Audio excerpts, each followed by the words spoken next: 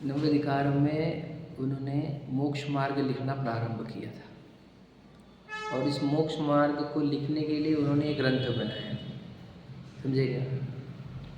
और वो नौवा अधिकार समझ में आया, इसके लिए 8 अधिकार समझाए, समझ रहे। नौवा अधिकार से तो वो प्रारंभ करने वाले थे कि हमें अब कैसे हम मुक्त कैसे होते हैं। जो हमारे को तीर्थंकर ने देश न दी कि रत्नत्रय से मोक्ष होता है। आचार्य उमा स्वामी ने वही लिखा है, सम्यक दर्शन ज्ञान चरित्राणि मोक्ष मार्ग, तत्वा सूत्र में पहला सूत्र, पहला अध्याय पहला सूत्र। और फिर उसी सम्यक दर्शन ज्ञान चरित्र का अब वर्णन यहाँ पर प्रारंभ हुआ था।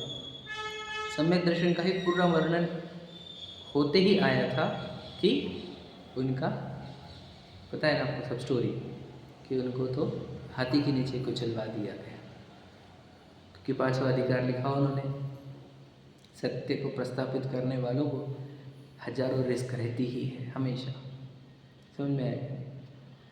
तो परंतु वे अपने अपने अपने अंदर ऐसे गुण प्रकट कर चुके रहते हैं जिससे उनको कोई तकलीफ नहीं होती, समझ में आएगा।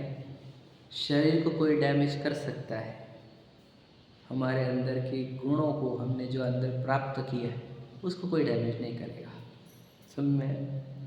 तो देखो सब मतलब इस शरीर को भी सुंदर दिखाने के लिए गहनों का, रत्नों का प्रयोग किया जाता है कि नहीं।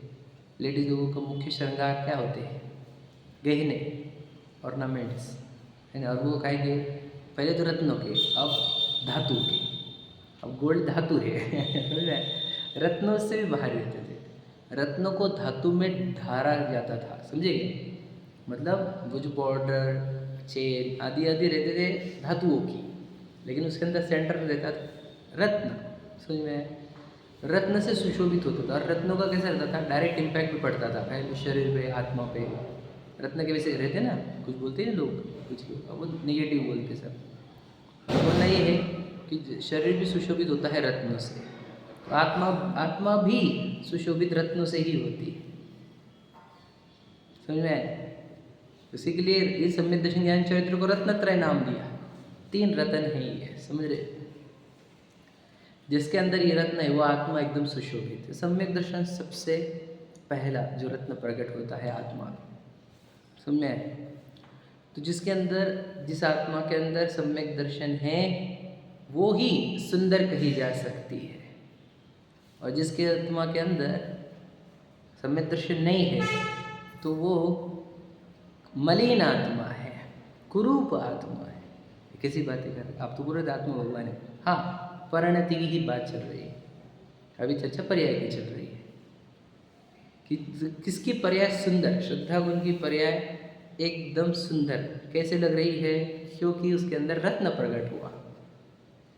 मतलब उसने जो वो है वह मानने लगी, इसलिए वो पर्याय सुंदरता को प्राप्त हुई। जिस पर्याय में भ्रम बिल्कुल नहीं रहा, पूरी स्पष्टता और दृढ़ विश्वास, समझ में आया, पूर्ण सत्यता, स्पष्टता, दृढ़ता, सब कुछ उस पर्याय में है। इसलिए उस पर्याय का नाम सम्यक दर्शन है, जिसको रत्न कहा गया, पहला रत्न, आत्मा के अंदर उत्पन्न होने वाला रत्न, जिससे आत्मा सुशोभित होती है, समझ में। और ये रत्न से आत्मा सुशोभित होती है, मतलब क्या, सुंदर किसको दिखाना है, सुंदर किसको दिखाना नहीं है। और ये रत्न अगर आ गया तो आप पूर्ण सुखी होंगे, ये है वो, इसलिए वो रत्न ग्रहण करना है। पूर्ण सुखी होने का और इस रत्न का क्या संबंध है, हाँ यही तो संबंध है, समझ में आया कि नहीं। सम्यक दर्शन होना अर्थात हमें हमारी सत्ता पहचानने में आना, बस इतना ही है वो। अनादि से भूली हुई स्वयं की निधि, निज निधि, समझ में आया कि नहीं। अनादि से स्वयं को भूला हुआ चेतन वस्तु, चेतन पदार्थ स्वयं का बोध कर ले, इसी का नाम सम्यक दर्शन है, समझ में आएगा। इसलिए 12 भावों में लाइन लिखी है कि धन कण कंचन राज सुख सब सुलभ है, और सोचो सुलभ के पीछे भाग रहे हैं। दुर्लभ है संसार में एक यथार्थ ज्ञान, मतलब बोध ही दुर्लभ है, स्वयं का बोध ही दुर्लभ है। बोध ही दुर्लभ का अर्थ क्या होता है? स्वयं का बोध होना यह दुर्लभ है, बाकी सब कुछ सुलभ है। मतलब मैं आपको क्या बताऊँ, राजा महाराजा कम नहीं बने हैं हम, कम नहीं, समझ में आया क्या नहीं?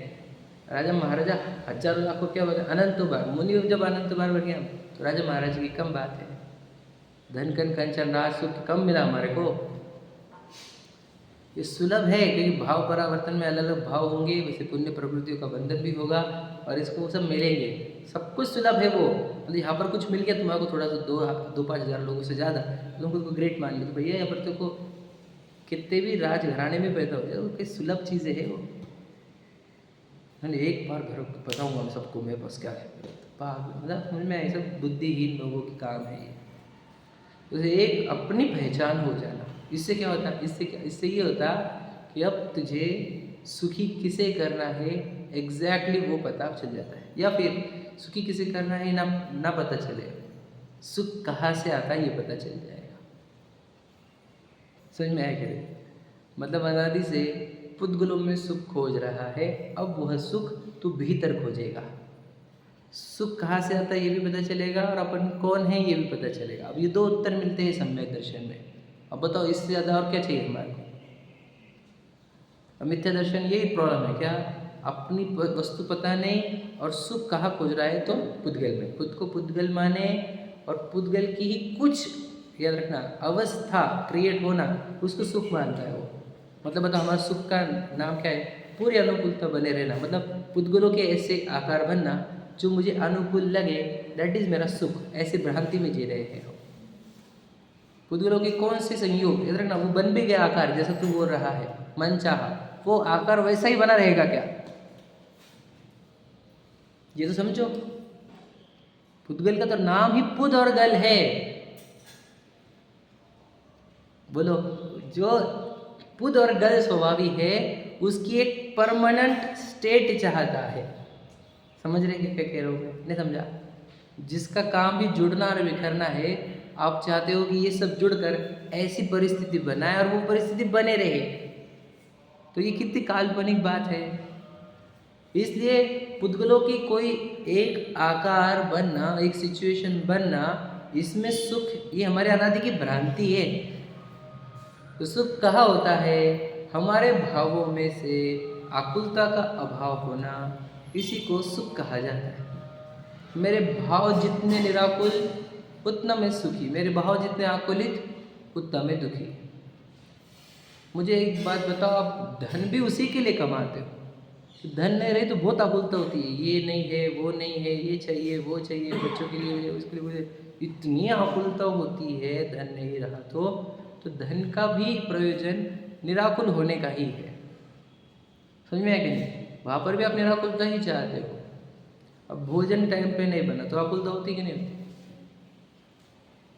बच्चा नहीं सुने तो, अपने हिसाब से घर में ना हो तो, समझ में आएगा, आकुलता होती कि नहीं होती? तो ये आकुलता का अभाव करना, जीरो आकुलता में जाना, वही सुख है। जहाँ कोई आकुलता ना हो, जहाँ कोई पीड़ा ना हो आत्मा को, उसी का नाम सुख है। समझ में आ रहा है ना?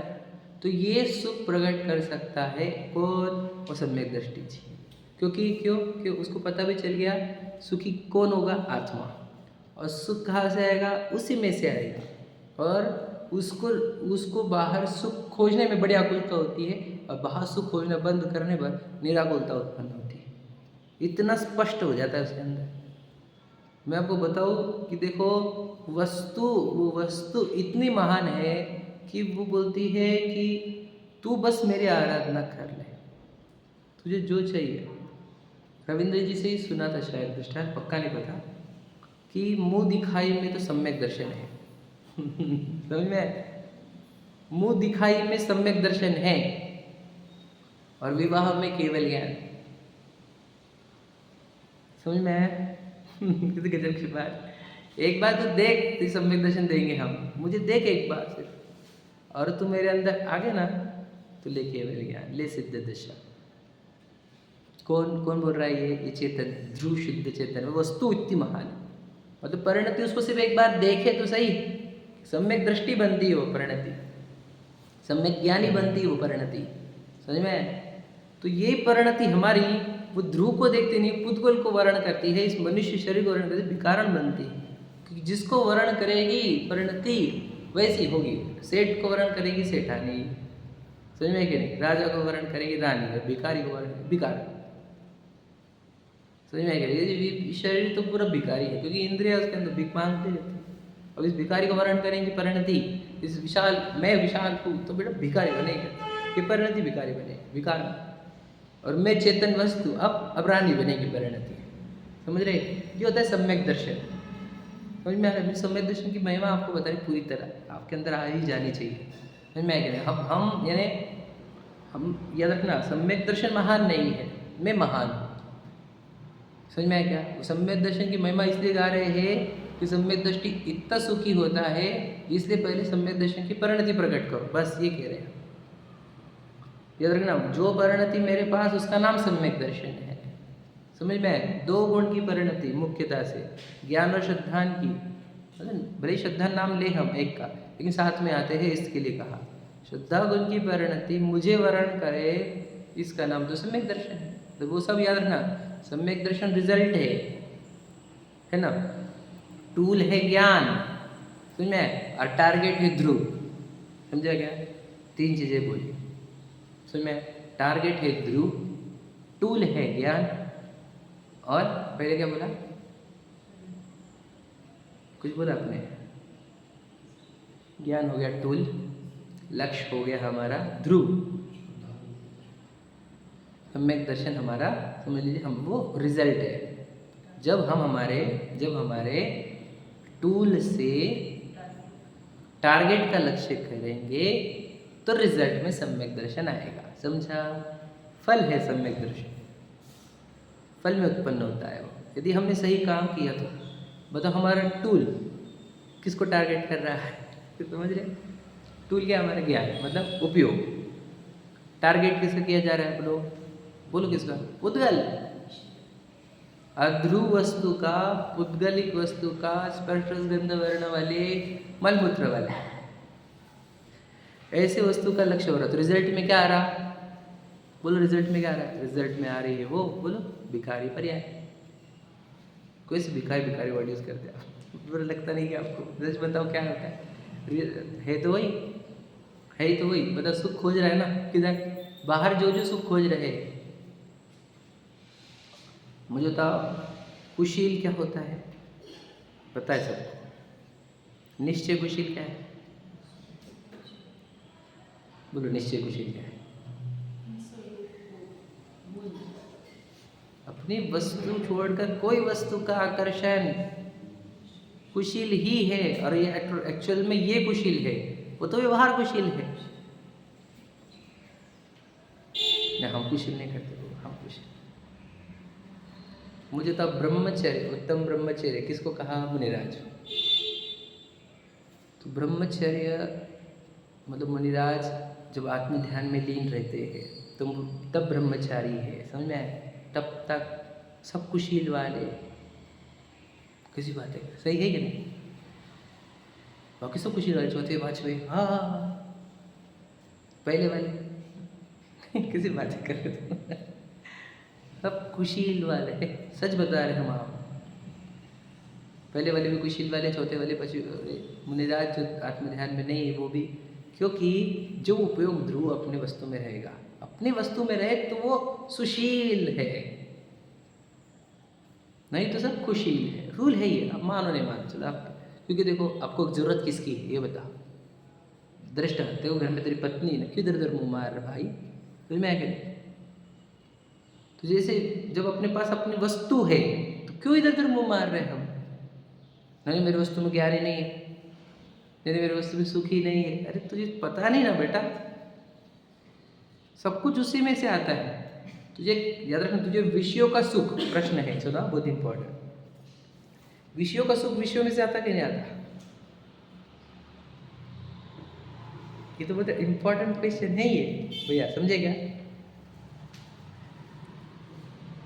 विषयों का सुख, विषयों का सुख समझते क्या। एग्जाम्पल हम क्या लेते, खाने का ले लो चलो। क्या मैं मन हमारे को जो सबसे फेवरेट डिश है वो हमने खाई, तो सुख हुआ हमारे को, तो विषयों से आया कि नहीं आया?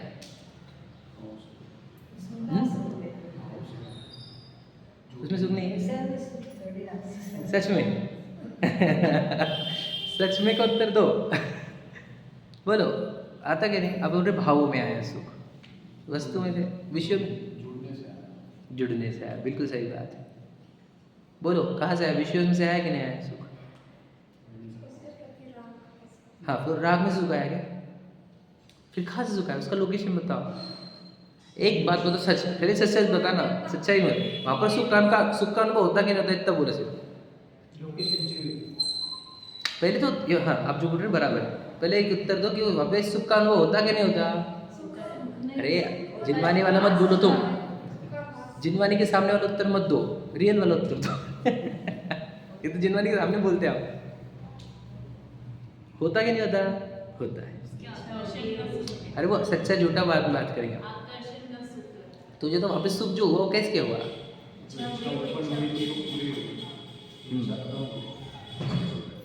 समझे? वहाँ भी जो एक निराकुलता उत्पन्न करी है आत्मा में, उसको सुख बोला गया है। समझ में आया क्या? देखो, पहले उस चीज की आकर्षण ने आकुलता उत्पन्न करी थी, हाँ या नहीं? है ना? पीड़ा वहां से उत्पन्न हुई थी और वो आकुलता सडन डाउन हो गई, तो जो अच्छा फील आया उसको हमने सुख माना है दुनिया में, इसी को सुख बोलते हैं। सही है क्या नहीं? तो फिर अच्छा है ना, फिर तो रोज रोज सुख लेंगे हम। मतलब समझ में आया कैसे बोल रहा है ये? बार बार तड़पेंगे और बार बार रिलैक्स, तड़पो रिलैक्स, तड़पो रिलैक्स। वाह रे वाह।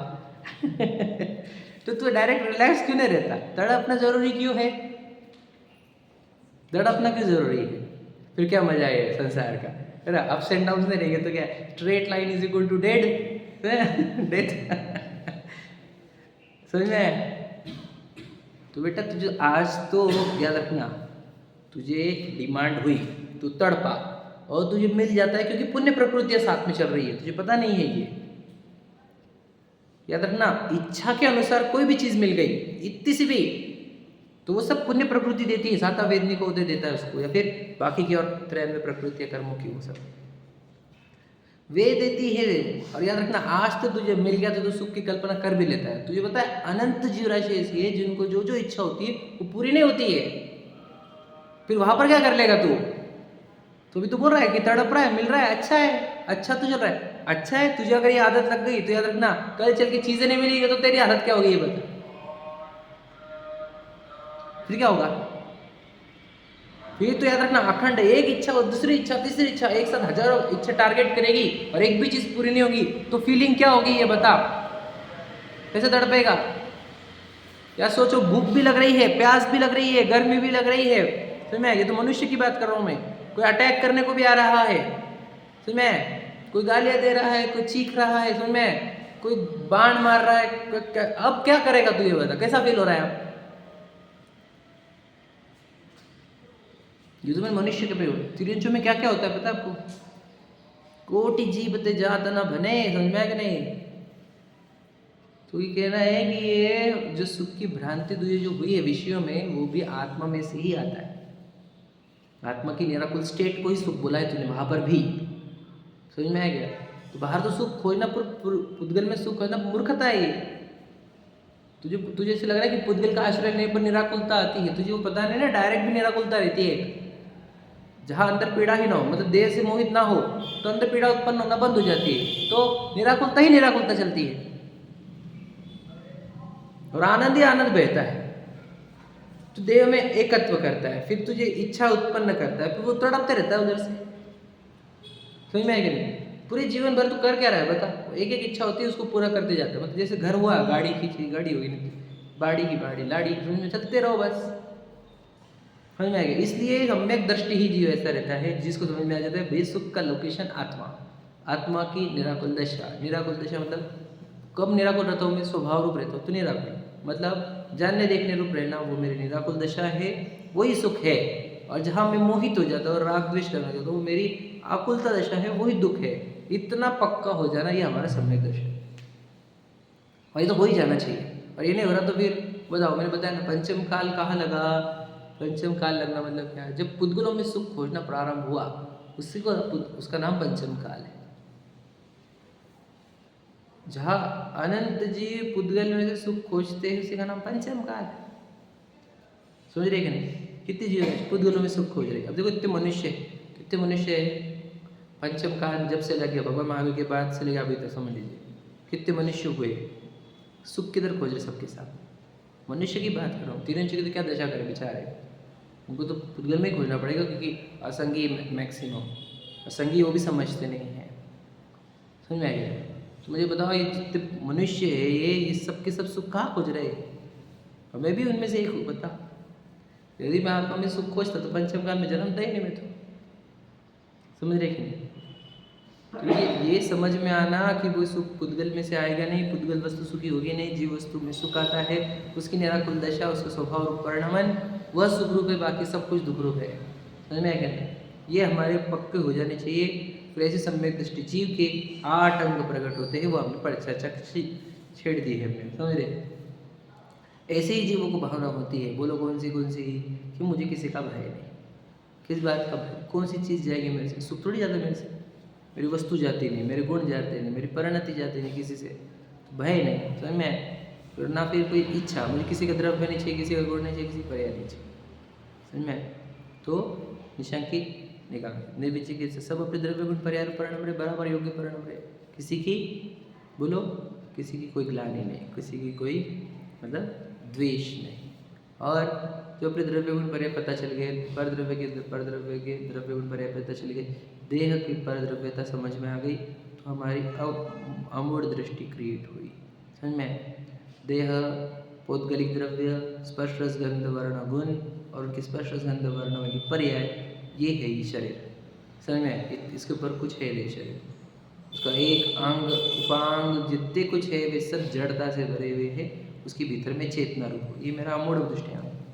फिर अपने अंदर जो प्रकट हुआ है, जो सत्यता प्रकट हुई है, उसको ढक कर जिन धर्म को बढ़ाना। समझ में आया? वह उपगुहन है ना? और आगे अपने आप को बार बार अपने चैतन्य वस्तु में स्थिर करना, वह स्थितिकरण है। अपने स्वभाव में स्थिर करना स्थितिकरण है ना? ऐसी इस चैतन्य वस्तु की, परिपूर्ण वस्तु की सबको प्रचार करना है ना? और वो देवशास्त्र गुरु जो इस चैतन्य वस्तु को बताने वाले हैं उनकी प्रभावना करना सब प्रभावना है ना? और जो इस चैतन्य वस्तु के निकट लोग हैं जिनके तक आप पहुँच सकते हो, है ना, उन सब के ऊपर वात्सल्य करो, है ना, और उन सब के प्रति प्रेम करो और उन सब का मोक्ष मार्ग प्राप्त कराओ। ऐसी भावना सिर्फ सम्यक दृष्टि को ही उत्पन्न होती है। सम्यक दृष्टि को ही, क्योंकि हमने बताया सम्यक दृष्टि को एक बार वो अनुभव हुआ है, आत्मानुभव, यानी वो डॉट क्रिएट हुआ और वो डॉट में से 8 अंग निकले हैं। कल ही बात चर्चा हुई अपनी। तो ये अंग निकलते हैं सम्यक दृष्टि को ही। समझ में आया क्या? मिथ्या दृष्टि को कितने अंग रहते हैं? 8 में से भैया मिथ्या दृष्टि को कितने अंग रहते हैं? हाँ बिल्कुल सही। तो मिथ्या दृष्टि को सम्यक दृष्टि के 8 अंग में से एक भी अंग नहीं रहते, उसको विपरीत चलता है। समझ में? निशंकित की जगह शंकित, निकांक्षित की जगह कांक्षित, निर्विचिकित्सक की जगह विचिकित्सक, अमूढ़ की जगह मूढ़, उपगुहन की जगह अनुपगुहन, अस्थितिकरण, अप्रभावना और तो द्वेष वात्सल्य की जगह, या बैर। मैं सम्यक दृष्टि का जो मैंने बताया था कल लाइन याद रखना, बैर मन में है तो सम्यक दृष्टि नहीं बन सकते आप, क्योंकि फिर वात्सल्य नहीं होगा आपको। तो बैर जिसके अंदर रहता है वो मिथ्या दृष्टि रहता है, सम्यक दृष्टि को वात्सल्य रहता है। समझ में आ गया? तो सम्यक दृष्टि को ही 8 अंग प्रकट होते हैं, मिथ्या दृष्टि को नहीं। तो प्रभावना मिथ्या दृष्टि कर ही नहीं सकते। तो प्रभावना की 2 लाइन बताई थी मैंने। एक तो मैं बताया था जो कल रह गया, तो ये है कि उत्कृष्ट, जो कल बात हुई थी वो ये है कि उत्कृष्ट भावना अपने अंदर क्रिएट होना कि सब जीव अपने आप को जाने और कोई तड़पे नहीं, कोई बाहर जाए ही नहीं, बाहर कुछ मिलता नहीं है, पुद्गलों का आकर्षण छूटे, उनका राग द्वेष टूटे, ऐसा भावना अपने अंदर क्रिएट हो जाना। ये उत्कृष्ट भावना है, इसको प्रभावना कहते हैं। अपने अंदर ही क्रिएट होना। दूसरा, उस चैतन्य वस्तु से हम प्रभावित हो जाना कि यार कितनी महान वस्तु है, बाप रे, तो इससे महान कोई वस्तु ही नहीं है इस विश्व में। क्यों है कि नहीं? मतलब ये जैन धर्म ये वो सब सेकेंडरी है, वो वस्तु इतनी महान है। और अनंत सिद्ध भगवान तीर्थों के परमात्मा कितने पूज्य होते, देव पूजते उनको, है ना, सब समझे, सब देव पूज रहे, सौधर्म इंद्र, उनकी सभा लग रही, समोशरण क्या रचा गया, और उस देव से भगवान, उस तीर्थंकर परमात्मा से महान वस्तु जीत रहे। रविंद्र जी की लाइन सुनी थी मैंने, बहुत पहले की बात है। वो बोले तुम जिसके दर्शन को गए वो किसका दर्शन कर रहे हैं? समोशरण में। समझ में आया क्या नहीं? समोशरण महान है कि तीर्थंकर? तीर्थंकर। तीर्थंकर महान है कि वो किसका लक्ष्य कर रहे हो? वो विचार करो। तीर्थंकर जिसको उपदेश दे रहे वो, या तीर्थंकर जिसको देख रहे हैं वो, कौन महान है? वो जीव, जीव ना, वो आप, वो मैं। तो स्वयं उस वस्तु से प्रभावित हो जाना कि कितनी महान वस्तु है ये, है ना, अनंत गुणों से भरी हुई, अनंत शक्ति संपन्न, परिपूर्ण, स्वतंत्र, है ना, मांगलिक, उत्तम, शरण रूप जो वस्तु है, उससे स्वयं प्रभावित हो जाना। और फिर जो प्रभावित होता है वो प्रभावना कर सकता है। जो प्रभावित ही नहीं है वो कैसे प्रभावना करेगा? बताओ। तो लोगों को लगता है कुछ सिखा देना चैप्टर ही प्रभावना है, तो कुछ पैसे बांट देना, मंदिर बनवा लेना, आदि आदि, वो भी है व्यवहार से। व्यवहार व्यवहार व्यवहार को बहुत लेयर बिखरती गई, समझ में। मुख्य रूप से तो स्वयं के अंदर ऐसी भावना होना कि सभी अपनी इस परिपूर्ण वस्तु का अनुभव करें, स्वयं अपने आप को पहचाने, और फिर दूसरा स्वयं प्रभावित होना, और जितना लगा उतने सब लोगों को, जितने समझे उतने सबको समझाओ कि आप परिपूर्ण हो। ये जो हमारे को दिख रहा है ये सब गंदगी है जो हमारे को दिख रहा है सामने, और आप परिपूर्ण बताए। तीर्थंकर भगवान जिसकी आराधना करते वो आप हो, और आप अपने आप को इतनी गंदी शरीर मानने को तैयार क्यों तुरे हो? मैं भी इतना गंदा शरीर मानता हूँ खुद को। कुछ हम है वस्तु कौन सी? सोचो, जो आज तक मरा गया कभी, कितने कर्म होने, कितना लूटा होगा हमारा, परावर्तन कम में, मतलब भगवान बना कितना कम हुआ हमारा पता है आपको? भगवान बना कितना % कम हुआ? पता है? वो प्रभुत्व गुण नाम, प्रभुत्व शक्ति है हमारे अंदर, चाहे कुछ भी हो जाए हम प्रभु के प्रभु रहते हैं। पता है क्या? शाश्वत देव,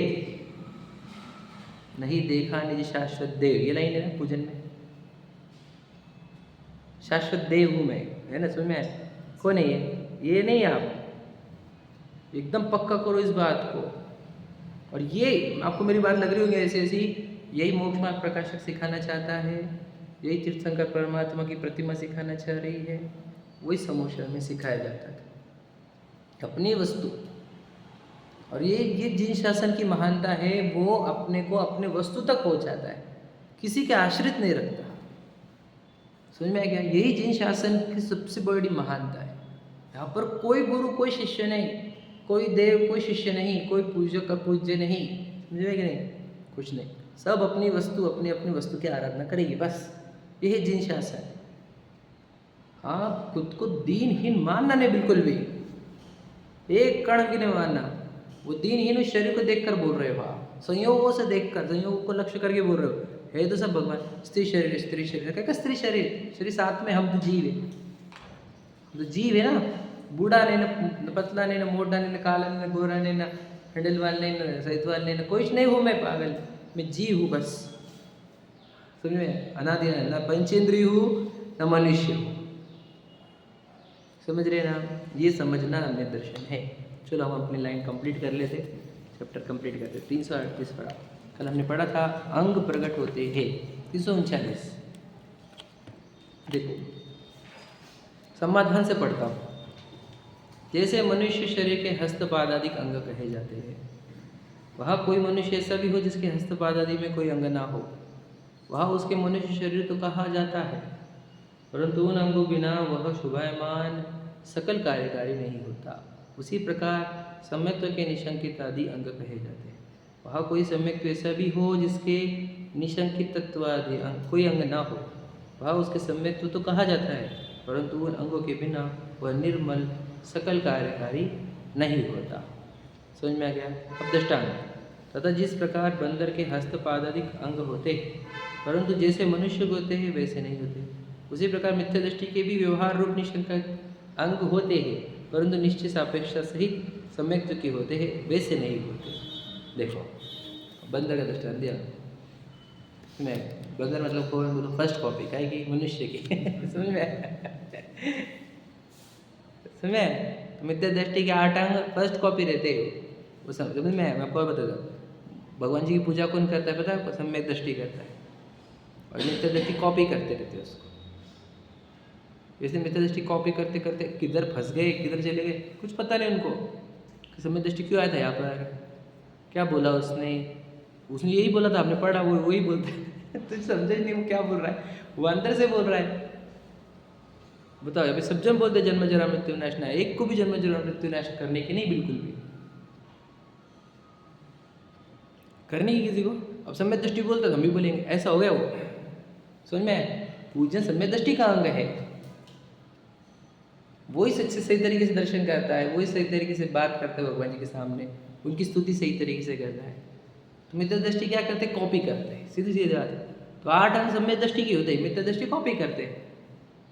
और सम्यक दृष्टि कोई भी जीव दिखा तो धर्म से जोड़ो तो मिथ्या दृष्टि बोलते हैं, आओ या आओ, अच्छी बात है, अच्छी बात है, लेकिन वो वैसे सुशोभित नहीं होगी। क्यों? क्योंकि समझना कि वो करने को जाएगा एक, और गुस्सा बिस्सा आ जाएगा, कभी चिड़चिड़ कर देगा, कभी प्रॉफिट इंटेंशन रखेगा, कभी कुछ और इंटेंशन रखेगा, तो वो कुछ सच्चा बैठेगा नहीं। सम्यक दृष्टि जैसा सबको जीव देखता है ना, उसको सब जीव दिखते हैं ना, सब संसार भटकते हुए दिखते हैं ना, तो उसको जो भावना आती है वो आ ही नहीं सकती मिथ्या दृष्टि, आती ही नहीं है। उसको आने लग जाए तो फिर सम्यक दृष्टि क्यों नहीं, वो सम्यक दृष्टि ही है। देखो मैं आपको बताऊँ, दृष्टांत दे देते हैं कि अभी समझ लेना कि हमने, आजकल का दृष्टांत देता हूँ, किसी को पर्सनली मत लेना, मुझे दृष्टांत देना पड़ता है ऐसे कि समझ लो किसी को डिलीवरी हुई, लड़की कमज़ोर है, जिसने डिलीवरी की वो लड़की, मतलब हमारी बेटी से कमज़ोर है, तो हमने किसी और लड़की को लाया, वो लड़की की टेक केयर करने के, समझ लीजिए, है ना, वो लेडी को ही लगाया हमने।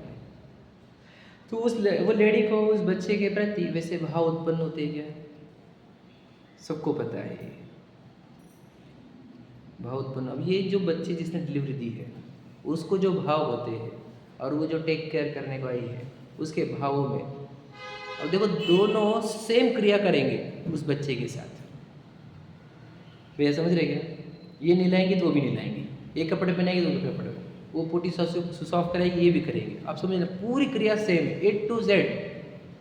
दूध पिलाए तो डकार देनी है तो ये भी दिलाएगी, वो भी दिलाएगी, फिर मैं क्या, उसको कोई फैन ठंडी ना बजे, गर्मी ना हो जाए, कोई एनिमल ना आ जाए, इतना ध्यान ये भी रखती है, वो भी रखती है। ये दृष्टांत देना था मुझे, आप कैसे समझोगे कि समझ में आए? तो ये अंतर कौन समझता है? देखो आप लेडीज लोग अब तो एकदम क्लियर समझती हो कि हम वो टाइम पे जो फील करते हैं वो लड़की कभी फील नहीं कर सकती। वो समझ में आया क्या? चाहे आप उसको 50,000 रुपये दे दो महीने के, वो फीलिंग वो जनरेट कर सकती है क्या? वो फीलिंग वो जनरेट करेगी नहीं। वैसे ही सम्यक दृष्टि देव पूजा करेगा, मिथ्या दृष्टि भी करेगा। समझ में? सम्यक दृष्टि प्रभाव न करेगा, मिथ्या दृष्टि भी करेगा। सम्यक दृष्टि प्रवचन करेगा, मिथ्या दृष्टि भी करेगा, सब लगा लेना सब। पर वो जो सम्यक दृष्टि को उत्पन्न होता है वो मिथ्या दृष्टि को उत्पन्न होता नहीं, क्योंकि जैसे उस लड़की ने बच्चे को जन्म दिया है वैसे ही इसने सम्यक्त्व को जन्म दिया है, तो जो जन्म देगा। और बता देता हूँ मैं, अब दृष्टांत बुरा है, बुरा मतलब नहीं देना, जो है जो आते हैं वो बोलने पड़ते हैं हमारे को। एक होता है उसमें स्पर्म जाता है, वहाँ से डॉट क्रिएट होता है, पता है ना आपको? ये प्रक्रिया है इंग्लिश वाली, इंग्लिश में बोल देता है कि बुरा ना लगे जाता। जैसे हमारे 12 भावों में तो सब बोलते हैं हम कि माता पिता रज विरज मिलकर बनी देह तेरी, तो रज और विरज की बात कर रहे हैं हम। तो यहाँ पे देखो स्पर्म एक मिक्स हुआ, समझ में? तो वहाँ पे वो चालू हुआ ग्रोथ होना, समझ में? ध्रुव और परिणति, परिणति हमारे ज्ञान गुण की परे और श्रद्धा गुण की परे। ध्रुव का लक्ष्य करें तो सम्यक तो जन्मा, समझ में? और सम्यक तो जन्मा तो वह 8 अंग प्रकट हुए, फिर वह अंग खुले, समझ में आ रहा है? यही है वो प्रक्रिया और कुछ नहीं। मतलब ये सब जो हमारे सामने वो दृष्टांत रूप है। अब वो प्रक्रिया हमको समझ में आए। रियलिटी तो यही है क्या नहीं, कि इस जीव को सम्यक दृष्टि जीव को ही अंग प्रकट होते हैं। अंग का अर्थ क्यों लिया? अंग मतलब कि बॉडी पार्ट, और वर्ड क्या है? प्रकट होना। आते हैं उसको, अब प्रकट होते मतलब क्या? वापस ध्यान से सुनना। मैंने कल बताई थी बात, शायद तो भूल गया। हाँ बताई थी मैंने कल बात। तो कल हमने क्या बताया? ये प्रकट होते मतलब क्या? ये भाव प्रकट होते। भाव मतलब क्या? राग। राग मतलब चारित्र गुण की पर्याय। समझ में आया क्या? कल बताई थी नहीं बात? सम्यक दर्शन को चेक करने के लिए हमारे पास और क्या चिन्ह है? चारित्र गुण की पर्याय ही तो चेक करी हमने। कौन सी पर्याय? जिस परिणति में राग, चारित्र गुण में पर्याय में राग उत्पन्न होता है ना मित्र? तो वो राग परिणति धर्म की ओर मुड़ती हुई दिख रही है हमारे को, है ना? धार्मिक जीवों की ओर मुड़ती हुई, साधर्मिक की तरफ मुड़ती हुई, है ना? ये परिणति को चेक करके हमने बताया कि इसके अंदर सम्यक दर्शन जन्म हुआ है इसका। समझा कि नहीं समझा? मैं जितनी गहरे से बोलना चाह रहा हूँ उतनी गहरे से सुनो। क्या बोला हमने? समझ लीजिए, अगर कोई समझ लीजिए, मान के चलो वापस वही लड़की का ही दृष्टांत, बच्चों में ज़्यादा आजकल बच्चे पसंद आने लगे हैं उसको, तो हम ये गेस कर सकते हैं शायद इसके अंदर बच्चा आ गया है। ऐसा दृष्टांत है ये लौकिक, मुझे पता नहीं आजकल क्या होता है, और बता रहा हूँ कि वो प्रेगनेंसी संबंधित न्यूज़ पढ़ने लगे, बच्चा कोई दिखे तो उसको देखकर बड़ा हर्षित हो, तो हम समझ में आएगा भाई इसके अंदर शायद प्रोसेस स्टार्ट हो गई है। समझ में? वैसे ही कोई जिद्देश शास्त्र गुरु की ओर एकदम हृदय से, रुचि से, समर्पण से, और साधर्मियों के प्रति भी वैसे ही समर्पण रुचि से दिखे, तो इससे हम ये गेस करते हैं कि इसके अंदर वो सम्यक दर्शन वाला रत्न वो जन्म ले लिया है। कैसी बातें करते, कितने लोग आते मंदिर में, सबके सम्यक दर्शन, तो वही तो बोल रहे हैं, बाकी तो बंदर के अंग जैसे है बुरा मत लगने देना। तो कैसे आपको कैसे मालूम? आप आपके अच्छे और हमारे बंदर वाले, हम मेरे देखा मेरे भी बंदर वाले होंगे। समझ में आएगा नहीं? सम्यक दृष्टि की ये अंग सुंदर शोभायमान होते हैं। समझ में आ गया? उसका देव दर्शन एकदम सुंदर तरीके का होता है। मतलब तुम बोलोगे वैसा जैसे बाई भी सेम करती हुई दिख रही है और वो माँ भी सेम करती हुई दिख रही है, दिखेगी सेम, लेकिन अंतर जमीन आसमान का, हाँ या नहीं? आप बोलोगे वही तो हाथ यूज़ कर रही, दो हाथ में भी दो हाथ यूज़ कर रही, सेम तो कर रहे हम हैंडल। नहीं, तुम्हारे हैंडलिंग में जमीन आसमान का अंतर है, जो सिर्फ वो माँ ही समझ सकती है। तो सम्यक दृष्टि भी दो हाथों से पूजन कर रहा है, सम्यक दृष्टि भी दो प्लेट से पूजा कर रहा है, सम्यक दृष्टि भी अष्टद्रव्य से पूजा कर रहा है। हम चांदी के हमने वो लाए, लौंग लाए, ये लाए, वो लाए, चावल लाए, तो भैया समझ में तुम वो फीलिंग ला ही नहीं सकते जो सम्यक दृष्टि ला सकते। सम्यक दृष्टि को कौन सी फीलिंग होती है भगवान जी के सामने पता है क्या? दो टाइप की फीलिंग। एक कि आपने क्या कर दिया, ये कमाल आपने क्या दे दिया हमें, अरे मुझे परिपूर्ण वस्तु बता दिया आपने। मतलब थैंक्स गिविंग इतनी रहती है उसको कि वो उसको लगता है कि इनसे भारी कोई नहीं, क्योंकि इन्होंने मुझे वो दे दिया जो मुझे आज तक किसी ने दिया नहीं। ये है मेरे सच्चे रिश्तेदार, ये है मेरे सच्चे हितकारी, हितंकर मेरे ये है, और इन्होंने मुझे जो दिया है वो मैं कभी भूल नहीं सकता। तो उसके अंदर ये जो क्रिएट हो रहा है वो उसके लिए अंदर से वो स्तुतियाँ निकल रही है, वो स्तुतियाँ आपने कॉपी करना चालू कर रट लिया, और समझ में आएगी नहीं? और फिर उसको देख के भावना, तो भगवान जी आप जैसे बने मुझे भी वैसा बनना है। तो ये भावना के अंदर ही जन्म जरा मृत्यु विनाशनाय था, उसी के अंदर संसार था विनाशनाय था, तो उसके अंदर से ऑटोमेटिक निकल रहा है, वो एक भावना में ही सब कुछ निकल रहा है। हम अलग अलग बोल रहे हैं, और इसके टाइम पे चढ़ाते बोले चढ़ाते भावना गई साइड में, ऐसे ऐसे नहीं तो ऐसे ऐसे कुछ रहते हैं, मुझे नहीं पता ना क्या है ना, उसके तो आग्रह चलता नहीं ऐसे चढ़ाओ, ऐसे चढ़ाओ, ऐसे नहीं चढ़ाओ, है सब अच्छी बात है, अच्छी तरीके से ही करनी चाहिए, पर बोलना ये है कि भावना कहाँ गई? जन्म जरा मृत्यु विनाश नहीं बोलते हुए कहाँ भावना हुई हमारे को कि जन्म जरा मेरा खत्म हो, ये सब संसार था खत्म हो, काम बाण विध्वंस हो, सुधारो विनाश खत्म हो, ये सब बोले। सम्यक दृष्टि का ये देव शास्त्र गुरु का विनय, भक्ति, आराधना, समझ में ये 8 अंग जैसे होते हैं वे मिथ्या दृष्टि के होंगे नहीं। वो सब कॉपी करता है, कॉपी में बताया ना आपको। देखो बंदर लोग भी वो मनुष्य की कॉपी करते हैं, पर वो वैसा कर थोड़ी पाते जैसा मनुष्य करे। ऐसे दृष्टांत क्यों दिया उन्होंने? अब मैं क्यों बताऊँ आपको? सोचो ये लाइन और उनके जीवन का अंत कितना नज़दीक होगा। सोच के किस तरह लगता है बाप रे ये लिखे, लिखना हुआ नहीं कि लेके गए 2-4 दिन होंगे हार्डली, बीच में गैप पता नहीं कुत्ते भी थे कि नहीं। बहुरी बहू आखिरी है बहू बस।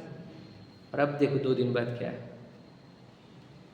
सोचा होगा किसी ने कि वो लिखते लिखते उन्होंने सोचा होगा लिखते लिखते जाने का। ये संसार में कुछ भी पक्का नहीं। वो कल ही सुना मैंने कि वो जो करिश्मा कपूर का जो हस्बैंड था वो खेल रहा था गोल्फ, गोल्फ नहीं, वो घोड़े पे बैठ कर खेलते हैं वो पोलो, और वो एक मधुमक्खी गई अंदर और मर गया। खरबोपति है, खेलते खेलते नीचे गिरा है। दुनिया का सच्चा है कुछ तो सोच, लिखते लिखते चले गए टोडरमल जी हमारे। भावों की भूमिका, अरे यार मैं तो कल्पना भी नहीं कर सकता टोडरमल जी के बारे में क्या होंगे वो। और आज तक उनके ये ग्रंथ पढ़ पढ़ के हमारा कितना कल्याण हो रहा है। मतलब मैं बोलता हूँ ना, इसलिए उन्होंने जो काम किया है ना, वैसे हमने प्रेरणा लेके कुछ तो योगदान देना चाहिए। इतना योगदान करो कि इसको बहुत अच्छे से पढ़ो आप, इसको अपने हृदय में उतारो, इतना तो योगदान दो आप। बाकी कुछ मत दो, किसी को मत सिखाओ, लेकिन इसको पढ़ो बहुत गहराई से। टोडरमल जी जो हमारे को देकर गए, जो हमारे को सिखा कर गए, ये बहुत बड़ी प्रेरणा है हमारे लिए। अब बोले टोडरमल जी का नाम क्यों ले तुम, बाकी क्या आचार्य का? अरे उन आचार्यों की महिमा इन्होंने हमारे को समझाई है।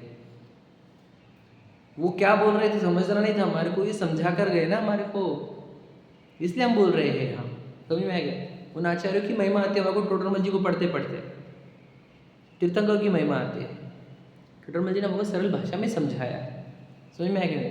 और ये तो हमारे को याद रखना, सिर्फ बोले नहीं करके भी बताया उन्होंने निशंकित रहता है सम्यक दृष्टि। सोचो वो और सम्यक ज्ञान अधिकार लिखते, मान के चलो इसके बाद ना, और फिर वो प्रसंग बनता। तो प्रकृति भी कैसा जबरदस्त योगायोग बैठाती है कि निशंकित अंग लिखने के बाद ही बराबर उनको निशंकित की परीक्षा ली गई। कितनी गजब की बात है बताओ। मैं तो हमेशा इस वस्तु व्यवस्था को ऐसे निमित्त नैमित्तिक से ही देखता हूँ, या फिर योगायोग से ही देखता हूँ। बहुत बार ऐसा होता है जो यहाँ पर विषय चलने का रहता है, वही चीज़ें मुझे दिखती है हर जगह पे, अपने आप ऑटोमाइजेशन पर। सब ऐसा ही है ये। तो उन्होंने निशंकित लिखा और निशंकित का प्रसंग सामने, ये लो यही हाथी सामने और फिर भी डरे नहीं, क्योंकि अब जब वो लिखे, समझ में मैं बताता हूँ।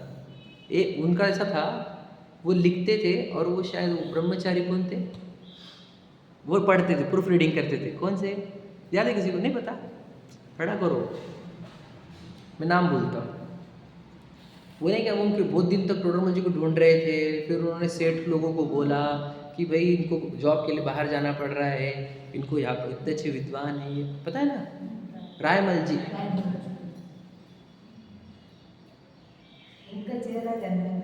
रायमल जी तो ये लिखते थे और रायमल जी पढ़ते थे 4-5 बार कि कैसा है ये, कैसा है। ऐसे एक एक लाइन लिखी गई भी है ये पूरा। रायमल जी भी बहुत टॉप के विद्वान, ये टॉप के विद्वान, एक एक लाइन। अब जब टोडरमल जी ने एक लाइन लिखी तो अंदर क्या भाव भूमिका चली होगी, विचार करो लिखने के पहले।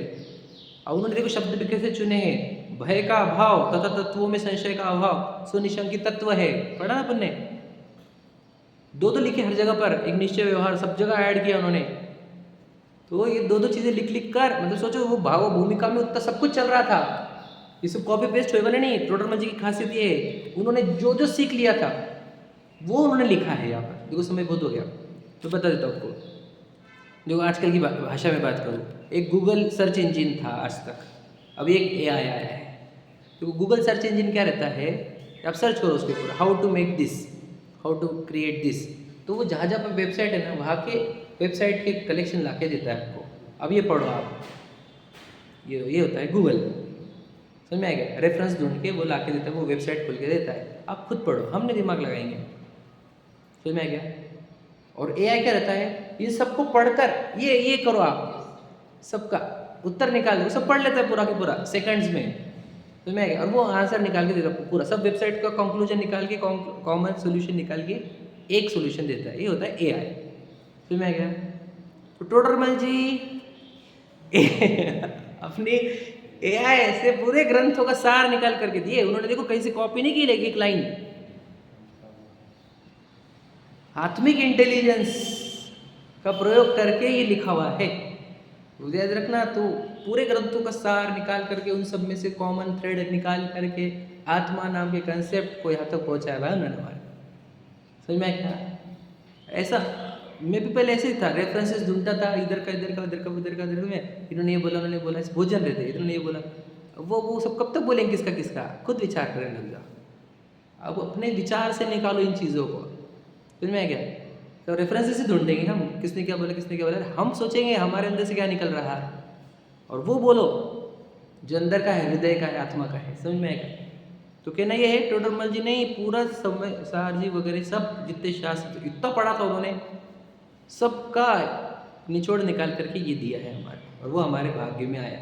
तो मैं क्या नहीं तो आपको इतना सब पढ़ना पड़ेगा। सोचो अगर टोडरमल जी के पहले आपको कोई गूगल जैसा एक एक किताब उठा उठा के पढ़ना पड़ता होगा, और टोडरमल जी ने एआई लगा दिया आपके लिए, चलो भैया ये पढ़ो तुम्हारा सब हो जाएगा।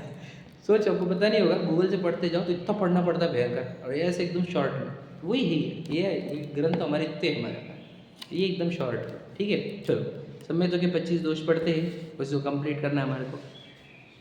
तथा सम्यक तो में 25 मल कहे हैं, 8 शंकादिक, 8 मत, 3 मूढ़ता, 6 अनायतन, सो यह सम्यक तो के नहीं होते। मतलब क्या वो 8 प्रकार की शंका मतलब भय, समझ ना, जबकि शंका नहीं है, शंकादिक लिखे मतलब शंका कांक्षा आदि, 7 भय नहीं, कोई भी चिकित्सा नहीं, कोई इच्छा नहीं, ऐसे उसको 8 दोष नहीं रहेंगे। सम्यक्त्व को तो नहीं रहेंगे, पक्की बात है। मतलब क्या मैं वही बोल रहा हूँ, नहीं किसी को होते हुए देख रहे आप समझे नहीं, उसको जन्मा ही नहीं होगा बच्चा जन्माए तो वो होना ही होगा। मतलब कोई मतलब मान के चलो बच्चा रो रहा है और ढाराढूस हो रही है, इसका हो ही नहीं सकता, ये नियम है। बाजू में बच्चा पड़ा हुआ है आपके और तुम सो रहे हो, ऐसे नींद आ ही नहीं सकती। आ सकती है क्या तो क्लियर बोलेंगे इसने नहीं जन्मा है। बाई सो सकती है वैसे, माँ नहीं सो सकती, भूले के नहीं। समझ में आ रहा है। सम्यक्त्व को नहीं होगा ये 8 जो सम्यक्त्व को नहीं होगी, मिथ्या दृष्टि को हो सकती, ये रूल है। उसको ना शंका होगी, ना कांक्षा होगी, ना विचिकित्सा होगी, ना वो मूड होगा, ना है ना अनुभुगुहन होगी, ना स्थितिकरण, ना वात्सल्य, ना प्रभावना होगी नहीं उससे। सम्यक्त्व को ये होगा ही होगा। सम्यक 8 अंग होंगे, 8 दोष नहीं होंगे, और 8 मद नहीं होंगे। 8 मद मतलब कोई चीज़ का घमंड नहीं। किस बात का घमंड, मतलब क्या चीज़ है अपनी ज्यादा अपनी नहीं, याद रखना परमाणु मात्र मेरा नहीं है। अरे ये उत्पन्न होते हुए शुभ शुभ राग मेरे नहीं है, वो भी प्रासंगिक भाव है, वो भी प्रभाव है, वो भाव पर भाव में चले गए, शुभ शुभ राग वाले भाव पर में चले गए, शरीर पर में चला गया, अब काहे का घमंड। समझ में क्या नहीं, किस बात का। सम्यक दृष्टि को एक का भी मत नहीं, उसको अपनी परिपूर्ण वस्तु मिल गई, तो उसको पर वस्तु का लक्ष्य करके मद कहाँ से आएगा। मद आ रहा है मतलब अपनी वस्तु भूली है और पुद्गल को लक्ष्य किया है, तभी घमंड है, तभी मद है। सम्यक दृष्टि को 0 मद, रूल है ये। मिथ्या दृष्टि को सभी मद। मिथ्या दृष्टि का एक मद कम नहीं होता है, याद रखना। वो कुरूप रहा तो रूप मद कैसे होगा, तो कुरूप का मद है उसको कि मैं कितना गंदा दिखता हूँ।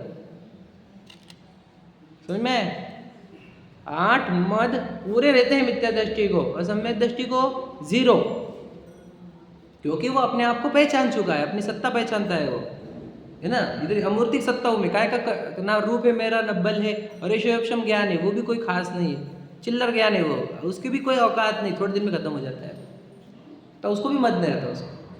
अब उसको अपनी महिमा, अपनी वस्तु की इतनी महिमा भी रहती है कि मैं परिपूर्ण वस्तु, उसके सामने सब फीके है, तो उसका मत करता नहीं है वो। यदि सम्यक दृष्टि को 8 मद नहीं होते। मैं ले सकता था डिटेल में, लेकिन हमें कंप्लीट करना है, कल से हमको फिर हमारा अष्टानिका है।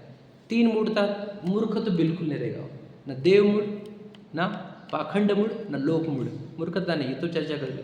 6 अनायतन, न देव, न कुदेव की, न कुगुरु की, न कुधर्म की, ना उनके मानने वालों की। प्रशंसा तो गलती से निकलेगी नहीं उससे, कैसे बोले हम, कैसे प्रशंसनीय, किस एंगल से प्रशंसनीय नहीं है वो, खुद बर्बाद हो रहा है, निगोद पहुंचने वाले सबके साथ। प्रशंसा कैसे निकलेगी, बिल्कुल प्रशंसा निकलेगी नहीं उसके मुख से। समझ में? नहीं नहीं नहीं, व्यवहार से तो बोल सकते ना, सब लोग साथ में तो बोल सकते ना, पागल हो गया? नहीं बोलेगा वो कभी भी, ठीक है? देखो, कदाचित कोई मन लगे परंतु सम्यक्त्व का सर्वथा नाश नहीं होता। तो ये मन लगा मतलब चारित्र का दोष ही है। चारित्र मोहनी स्ट्रांग होने पर थोड़ा सा मन लगे, लेकिन सम्यक्त्व जो मैं अहम आत्मा में अहम है वो तो बना ही रहता है। समझ में कि नहीं? ऐसा जानना मतलब क्या? अब मान के चलो बहु इतना लिखा, कभी एक आधा दोष लगे। एग्जाम्पल सोचो, मैं आपको क्या बोल सकूँ? मैं तो पूरा इस पिक्चर के फॉर्मेट में देखता हूँ लाइफ को भी। तो ये पिक्चर लिखा जा रहा था टोडरमल जी का, मान के चलो ना, मतलब शरीर तो वैसे भी स्वांग है और मूवी चल रही है ये काल की, तो मैं तो ये सीन आया कौन सा? उन्होंने लिखा कि सम्यक्त्व को कोई दोष नहीं लगते, और कौन सा? थोड़ा सा दोष लगे तो भी सम्यक्त्व का नाश नहीं होता, ये लिखा और गए वहाँ पर। भय उत्पन्न भी हुआ होगा ये देह में चारित्र होने के कारण, बारीक सा, समझ में क्या? तब भी उसको ये समझा जा रहा था कि ये सम्यक्त्व का भ्रष्ट करने वाला नहीं है, ये अप्रत्याख्यान प्रत्याख्यान संजुलन का है, ये क्रोध मेरा स्वरूप नहीं है, मैं तो चैतन्य ध्रुव। इतना कुछ हुआ है वहां पर अंदर। मैं ये सोचता हूँ कि यही लाइन क्यों खत्म हुई, इसी लाइन पे क्यों खत्म हुआ? मैं बोलता 2-4 और एक्स्ट्रा लाइन ऐड हो सकती थी ना, पर नहीं, इतना कण कण स्वाधीन है और प्रत्येक चीज निश्चित है। मैं आपको बताऊं, पूरा एनकोडेड है और पूरा स्क्रिप्टेड है, एवरीथिंग इज स्क्रिप्टेड हियर, मतलब क्रमबद्ध जिसको आप बोलते। यही लाइन और वो प्रसंग मैच करता है बिल्कुल एज इट इज। इसलिए ऐसा नहीं हो सकता था कि कुछ 2 लाइन ऐड होती थी या 2 लाइन कम होती थी, बिल्कुल नहीं, यही लाइन यही शब्द इसी पे एंड होना था और वो सीन आने का था। समझ में आया ना? इतना महत्वपूर्ण है ये। और सोचो, उन्होंने जो लिखा उन्हें लाइव करके बताया, हम जो पढ़ रहे हैं हम भी लाइव करके बताया इसको। हमारे जीवन को भी हम निशंकित आदि अंगों से सम्यक्त्व के रत्न से भूषित करें, आभूषित करें। समझ में? ना हमारे मध्य शंका हो, ना कांक्षा हो, ना विचिकित्सा हो, ना आठमद हो, ना मूर्ता हो, ना नायतन हो। समझ में? ये कुछ हमारे जीवन में ना हो, हम भी ऐसे ही अपने ध्रुव वस्तु को जाने पहचाने। सबका मंगल हो। सहजानंदी शुद्ध स्वरूप